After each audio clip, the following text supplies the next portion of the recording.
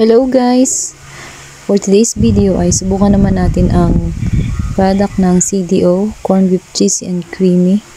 Gagawa tayo ng creamy cheesy pasta. At samahan natin ng Danes milk cheese para mas lalong mag-cheesy ang ating macaroni.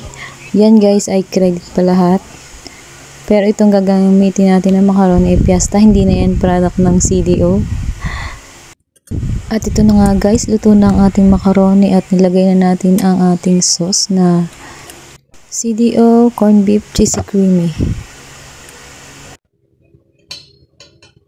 At ito na nga, nilagay na natin sa ating mahiwagang kaldero. Dahil wala tayong oven guys, kaya sa kaldero na lang natin iinitin.